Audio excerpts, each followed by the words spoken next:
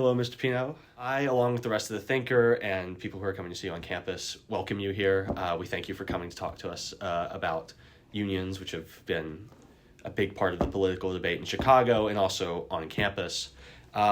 So to start this, I would like to sort of set the stage. So I read one of your recent pieces. So in a piece you wrote for the National Review, published on October 18th, you said in a piece entitled, "Remembering the Success of the Taft-Hartley Act," quote, "The Taft-Hartley Act in 1947 is one of the greatest conservative legislative victories over the past 100 years and has been so successful that many have largely forgotten about it." Now my question to you, what is the Taft-Hartley Act, and what have we forgotten about it in the past century? That's right. No, I think it absolutely is one of the best, one of the greatest conservative legislative victories of the last 100 years. And it was passed in 1947. It's named for Robert Taft, a senator from Ohio, and Fred Hartley, a representative. They worked together in the House and the Senate to get that through. Robert Taft was sort of seen as Mr. Republican at the time. He was the number one sort of conservative leader in Congress, and he and Republicans came back into the legislative majority in 1946 after the midterms. That was the first time there'd been a Republican majority in Congress for 14 years. So this was a huge wave election. Republicans gained 55 seats in the House and 12 seats in the Senate. This was a massive moment in American political history. And a big part of the reason why was that in 1946, after World War II, there were tons of strikes. And these strikes were all throughout the economy. Anywhere between 2 and 4 million workers went on strike at some point in those years. And it caused huge problems. People were very upset about it. And the ultimate reason for it was that World War II was over, and the New Deal legislation, which included the National Labor Relations Act, had given unions lots of power. And those unions were now using that power now that there was no more war to fight and there was no more kind of national interest in keeping things in check. And so voters reacted. They hated it. They sent Republicans to Congress, and they passed the Taft-Hartley Act. Now, what the Taft-Hartley Act did was it amended the National Labor Relations Act. It banned a lot of the most destructive practices that unions were using at the time, which were things including jurisdictional strikes, which is a strike where unions are striking against each other over who gets to do what jobs. It banned secondary strikes, which are strikes that unions use when one union goes on strike and then another union in a totally unrelated industry goes on strike at the same time, just to express their solidarity with them. It banned that as well. It basically said, look, if you're going to go on strike, it has to be for a purpose related to labor relations, and you have to say what that is, and you have to stick with that. And it also allowed states to pass right-to-work laws, which now a majority of U.S. states are right to work now after decades of conservative activism on that front. And so Taft-Hartley Act allowed all of that stuff to take place. It introduced some new transparency to union operations, said, hey, you guys are very powerful organizations. The public has an obligation to know what's going on. And this bill was opposed by the unions so strongly they called it the Slave Labor Act. They went above and beyond in opposing this, but Republicans passed it and they overrode Harry Truman's veto in order to make it law. And so this was a huge conservative victory at the time. It's really it's really probably the greatest example of Republicans actually successfully rolling back part of the New Deal.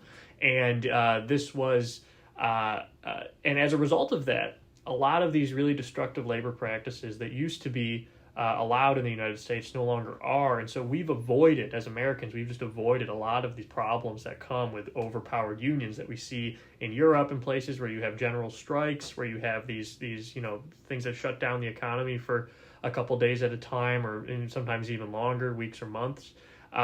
We've just avoided all of that, and And like I said, a majority of states are right to work now. So this has been a really, really, really good conservative victory, and it's been so successful that overpowered unions running roughshod over the economy is just not something that we have to worry about in the United States. And since it's kind of just the country we live in, it's just kind of background noise to us. We don't really understand that. No, there were actual conservatives that fought and had great success in making sure to secure that for us today. Yes, it's a wonderful piece. I encourage anyone who hears this to go read it. So you're in Chicago now. Of places that have conservative victories, this is usually not one of them. That's right. And, cities like Chicago and other large metropolises, they really have a strong tie to union forces in their politics. In particular, with Chicago and sort of the Midwest, those are teachers' unions and auto workers' unions. And the ruling parties at play, including the new mayor, Brandon Johnson, who took out Lori Lightfoot last year, heavily rely on these influences and their capital to get into these positions of power. So given that this is one of the greatest conservative victories and that it is possible to roll back power of unions and move forward with conservative legislation, is there any way that these cities can be decoupled from these sorts of unions? Mm-hmm. I think that's a great question. Brandon Johnson, he's not just supported by the union; he was a union lobbyist. I mean, right? Like he was part of it. It's not even just support. He's a union guy, and now he's the mayor. You say Illinois obviously has some of the greatest problems with this. That's why I'm really glad to be here and talking about it. But Illinois is also home to the greatest sort of court victory that we've had on this, which was the Janus versus AFSCME decision in 2017, which basically made the whole country right to work for public sector unions. So, it finally recognized the basic principle that public sector unions, which are, unions of government employees, everything they do is inherently political because they're making decisions about how the government is run. And therefore, when they engage in speech, that speech is political speech. And the First Amendment says that political speech cannot be coerced. And so the court ruled there, just clearly applying the First Amendment, and just said you can't be forced to financially contribute to speech that you may or may not support. So therefore, you cannot be forced to contribute to a public sector union. And so that case came out of Illinois. So it is possible. Going back to the question of public sector unions in Illinois, especially, the Chicago Teachers Union is one of the most aggressive in the country, I think part of the answer is making clear to people just how terrible a lot of the results are coming out of Chicago schools. This is math and reading proficiency is in the low single digits as a percentage of the student population, and it's so bad that the Chicago Teachers Union president, her kid is in a private school. So she clearly understands that it's not working for Chicago students. So I think part of it is first just explaining what the problem is, because I think a lot of people don't fully grasp it. And the second part is part of it is you do have to vote for better people, right? The unions make that very difficult, though, and part of the problem as well is that unions are never supposed to be in the public sector anyway. This is something that started in the 1960s. The labor movement in the United States goes back to the late 1800s, but until the 1960s, even labor leaders said, no, of course not. We would never have unions in the public sector. That's obviously wrong because of these problems that you have, where the union helps elect the politicians, then the politicians go and get in contract negotiations with the union. Well, is it really a negotiation if you supported the person you're negotiating with? No, it's a payoff, right? So that's what happens in Chicago. That's what happens in lots of big cities and even at the state level in a lot of places. Part of the solution here is getting unions out of the public sector. There's a book by Philip Howard called Not Accountable, and he makes the argument that public sector unions are unconstitutional because they take power to determine how the government is run away from voters and away from the elected representatives of the voters and give it to private organizations in the unions, and they determine how work rules and all these things that actually end up determining how the government is run. So he says on a constitutional ground that shouldn't be allowed. So there might be an avenue in the courts.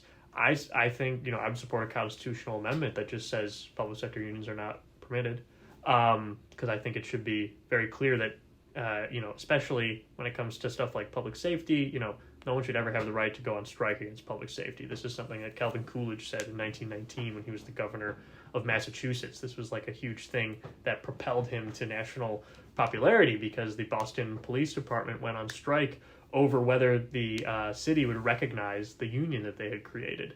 And so, and Coolidge said, no, you don't get to do that, and called in the National Guard and eventually put down the strike. So I think, the question of public sector unions is totally different than private sector, and public sector is just illegitimate and just shouldn't be allowed at all. Okay. Yes, I do agree with that, but moving away from specifically the public sector unions, the University of Chicago last year had its graduate students unionized by an overwhelming number of votes. According to the Thinker's Own David Nielsen's reporting, it was 92% in favor of unionizing. Some of their goals from their own statement says they want to, quote, offer a stronger voice in university decision-making, and one of those goals, just for context, is diversity training for faculty and staff. So the University of Chicago did not contest these results. They took no action against the formation of the union. They did do, in 2017, when they attempted to first unionize, the university didn't recognize it because of some election nonsense going on, but this time they fully recognized it. So my question to you, due to the unionization and lack of action by the university, what do you think the long-term ramifications will be for the university and its graduate students? And to follow up, do you think this could have an impact on undergraduate students as well? Well, I don't think the impact will be too awful much because basically what unions have started to do, unions have been fighting declining membership since at least the 1960s overall, right? So the U.S. labor force sort of peaked at about 1/3 of the labor force was unionized. Today, it's only 10%. And in the private sector, it's only 6%, right? So there are about 14 million union members in the United States today. 7 million of them work for government. Okay, so only 7 million are in the private sector. And so what unions did is they said, where can we actually get growth? Because they tried organizing auto workers in right-to-work states, and it just they weren't winning the representational elections. They've tried expanding into different sectors that they weren't in before, and they have a really hard time winning elections with workers because workers just say, well, I don't really want to be a part of this. And so what they've said is, we can just lean into politics even further. And so that's what you see a lot with these graduate student efforts. At the University of Chicago, the Graduate Student Union, they're represented by the United Electrical Workers. Now, you might be thinking, graduate students aren't electrical workers, and that's correct. They're not. But unions are exempt from antitrust laws, and they're exempt from the sort of things that would prohibit corporations, for example, from operating in multiple industries.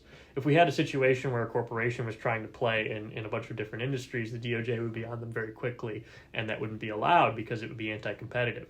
But unions are allowed to do whatever they want, and so the United Electrical Workers can go and unionize people in any industry. It's the same thing. United Auto Workers actually have unionized graduate students at other universities as well, right? And about 25% of the UAW's membership today is in higher education.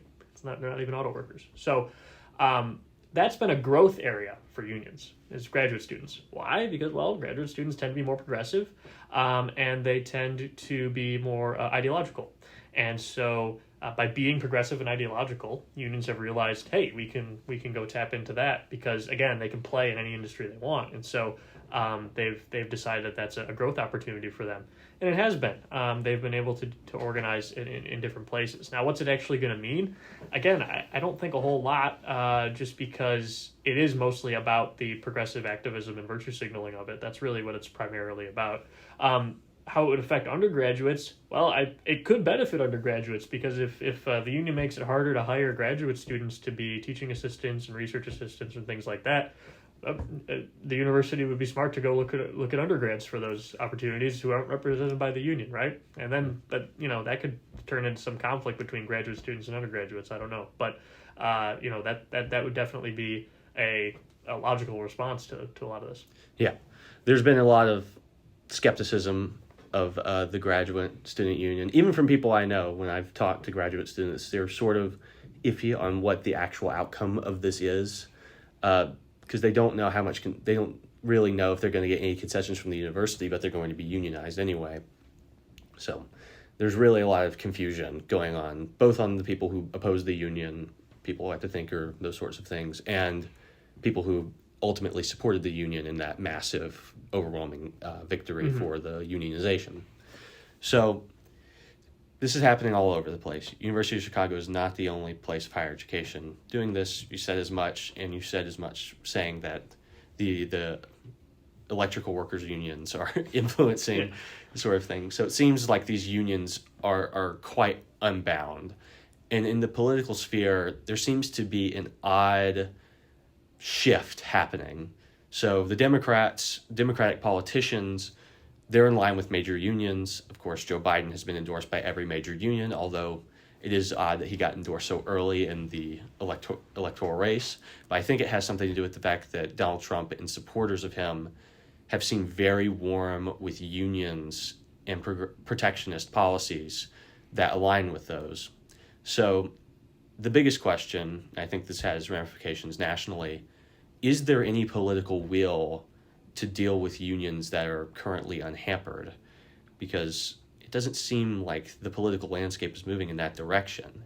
So do you think that there will be any changes happening, or are we just going to continue down a path of basically accepting unions both as an economic state that will never change and their power in elections? Well, Trump, he said a lot of different things on the campaign trail. When he was actually president, though, his administration was very good on unions. They did a lot of they stuck with the typical conservative policy approach on that. And I should say what that is.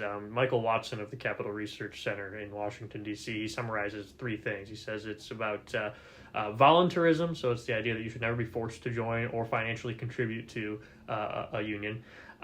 It's about transparency, so the government gives unions lots of power under labor relations law, therefore the public has the right to know about their internal operations and how they work. And the third thing is accountability for economic damage that they cause. So that's, again, prohibiting the most egregious forms of labor actions, and then holding unions accountable for when they don't follow the rules. So those kind of three tenets, Trump administration actually in power was very good on all of those.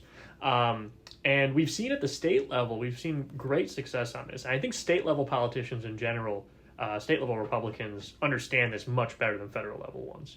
And part of the reason for that is that at the state level, public sector unions play a much bigger role in politics than they do at the national level. There's whole parts of the federal government that it's illegal to unionize. That's not the case at state and local governments, right? So in a lot of state legislative races, if you talk to state level Republican politicians, if you ran this idea by them that like, hey, maybe there's an opportunity for Republicans to ally with unions, they would be like, what are you talking about? They're the biggest funder of my opponent. and so at the state level, I think Republicans have been doing much better. We saw Florida passed Florida, Arkansas, and I believe Oklahoma as well. But I know for sure Florida and Arkansas passed laws called paycheck protection laws, which ended automatic dues deduction for public sector workers. And so the idea there was previously the government, if you work for the government writes your paycheck, the government would automatically deduct your union dues and then send them to the union. And then you had to opt out of it if you wanted them not to do that. But the automatic default was that would happen. And that's no longer constitutional, according to the Janus decision, which says that no, actually it's on the worker to affirmatively consent to have their money support a union.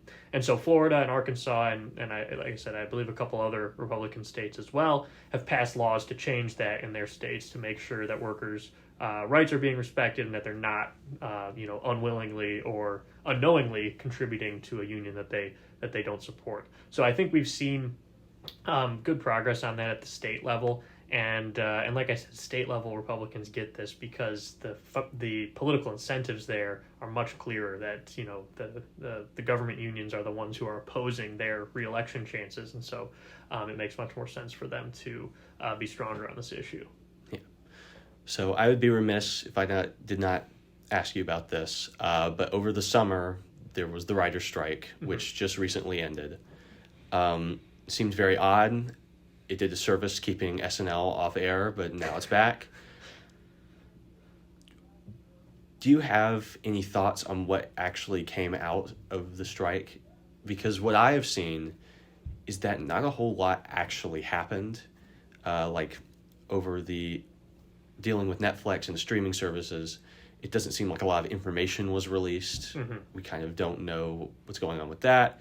AI still isn't solved in that area.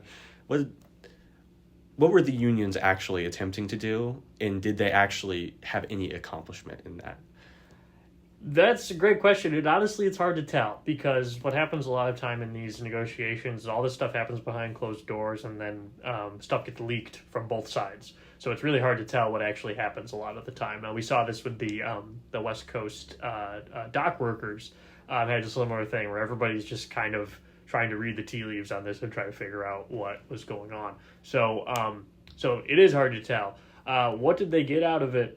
Yeah, hard to say. I think what part of it I think was that the media has been hyping up a union renaissance, and they've been trying to play up this idea that unions are back because Joe Biden is super pro-union, and look at all these strikes that are happening. And then the freight rail strike didn't end up happening. The UPS strike didn't end up happening. And so we needed something to actually happen so the writers could go on strike, right? And again, all of this stuff is just progressive on progressives, fighting each other, right? Because Hollywood obviously is mostly left wing. It's the same thing we're seeing right now with the United Auto Workers, right? This is really a coalitional fight within the Democratic Party between organized labor and environmentalists, right? And so that's where we actually see the conflict happening. When it actually comes to something that could be a left-right issue, like the freight rail strike, for example, Republicans come in and save the day and make sure everything goes away. Because and it should be said too that railroads operate under a completely different set of rules, which allows Congress to adopt a deal and avoid a strike, which is not an option for the rest of the economy. That's specific law just for railroads and airlines. But yeah, I think a lot of it is the media's hyped this up. They want there to be this conflict because it's good for clicks, it's good for coverage, and it helps them ideologically. It's important to remember too, we mentioned graduate students before as being a successful spot where unions are being able to recruit new members. Journalism is another one. We've seen these drives with different mainstream publications having their writers be unionized now, and so you got to kind of keep that in mind when you're reading coverage. Like, hey, this reporter who's writing this might be a union member, and so they have an interest in making unions seem more powerful than they actually are. But like I said, it all comes back. We've got 6% of the private sector is unionized. We're at a record low. Last year, the Bureau of Labor Statistics will put out this year's number in January, so we'll see if it moved, which way it moved. But they've been hyping this up since Biden won, really since he won the Democrat nomination in 2020, and we still haven't seen this great surge except in news coverage, and except if you read NPR, they'll make this huge deal about one Starbucks location unionized, and it's like, okay, great. It's really not it's really not a bigger thing, because even though people are saying they're more pro-union, you'll see they'll quote this Gallup poll. So Gallup has been asking this question about unions forever. They say, do you have a positive or negative opinion of unions? And it's actually at very high numbers. The positive number right now is actually very high. But on that same poll, they ask, if you're not in a union right now, would you like to join one?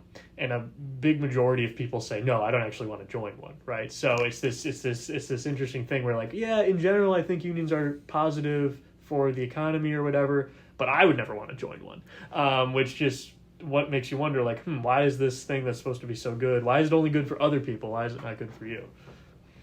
Yeah. So I don't want to keep you too long. Thank you for coming here.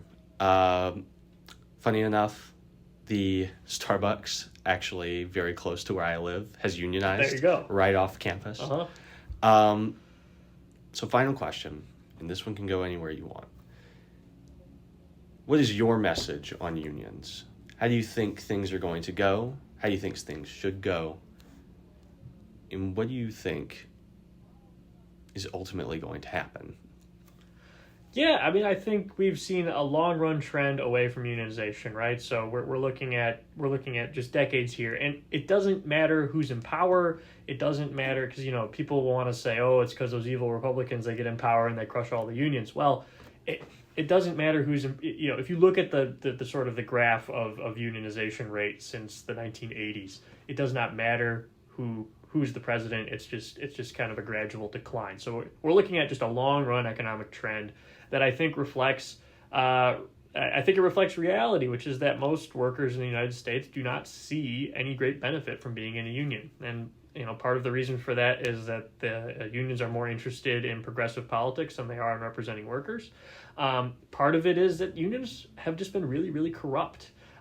We look at a lot of the history of the labor movement in the United States, very close ties with organized crime, very close all these kind of things that union leadership does, take money from workers, use it for personal projects. The United Auto Workers is a great example of this. They have a golf course in northern Michigan. It's like a PGA quality golf course in northern Michigan. It's like 5 hours away from Detroit, where all the UAW members actually live.